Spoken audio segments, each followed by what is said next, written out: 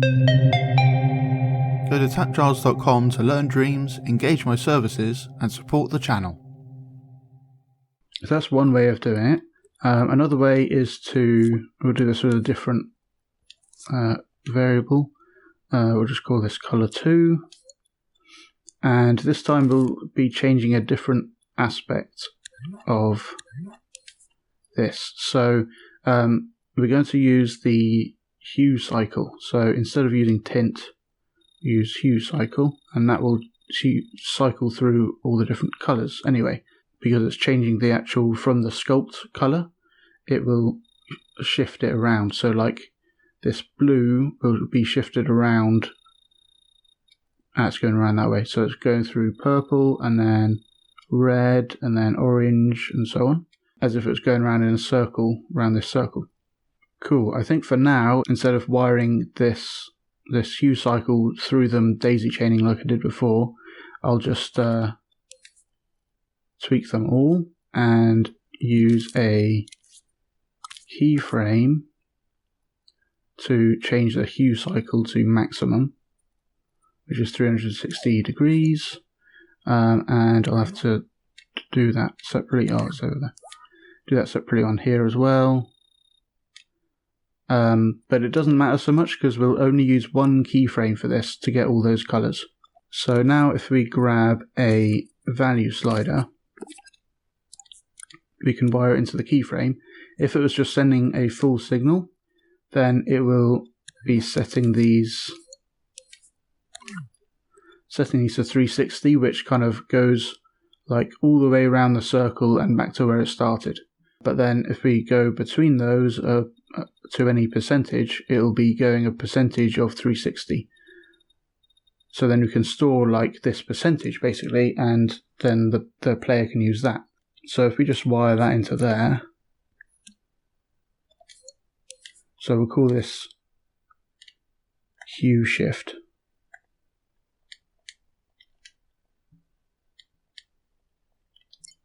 Okay, great. And then we want to be able to change that by pressing buttons and stuff. So we want to have a variable modifier, and we will set that, or we'll add continuously.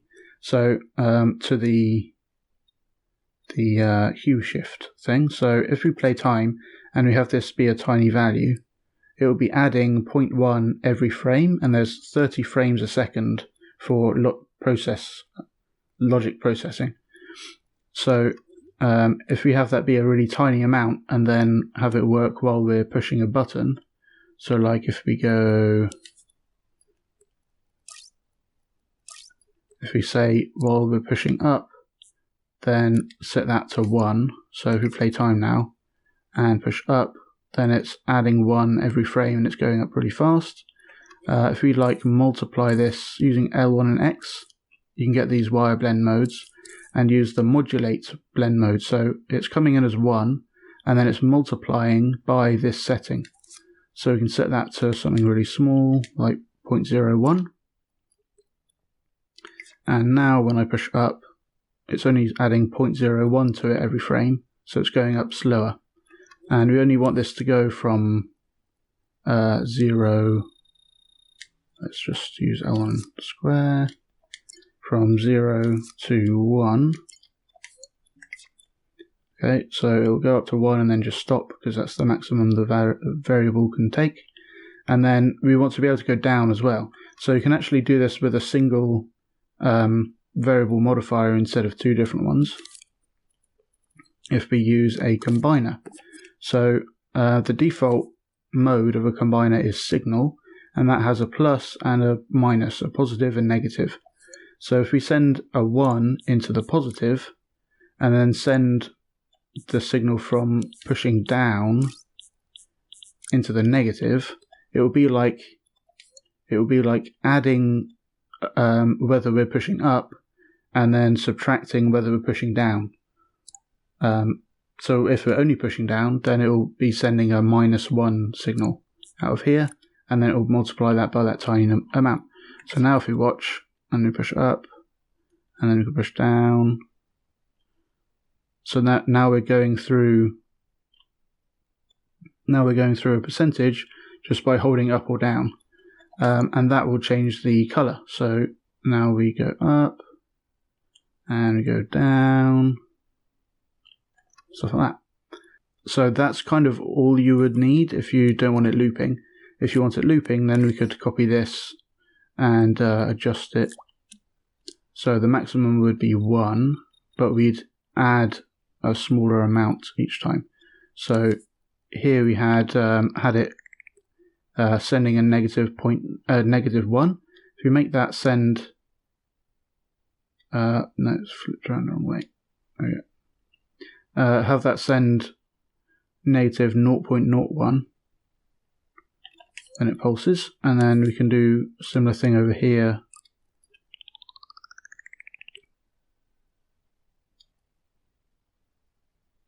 And make sure it's throw it around.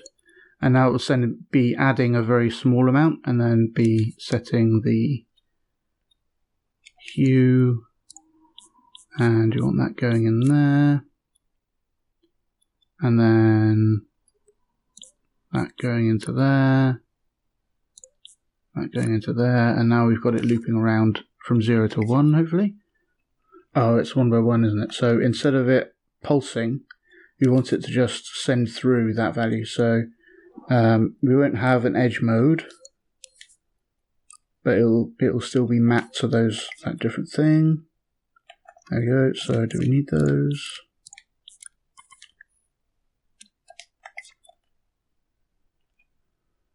Cool. So now it's like looping around from 0 to 1, and as you get to the top, it goes back around to the beginning.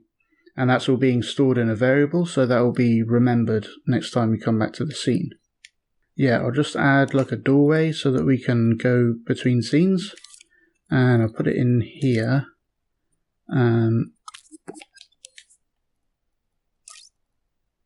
And when we push the touchpad, we'll power a doorway. And make a dream, and then bring that in. And we actually don't need to have another scene.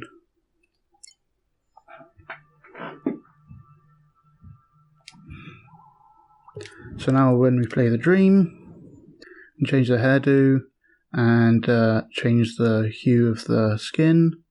Okay, so we're purple with the white helmet, and now if we exit, so it's got reset progress because it saved some data, and now we're still purple with a white helmet. Yay!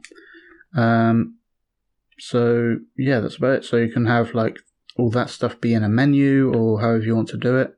Yeah. Yay! Thanks for watching. I hope you learned something interesting. Go to patreon.com/TAPgiles to learn something new every day.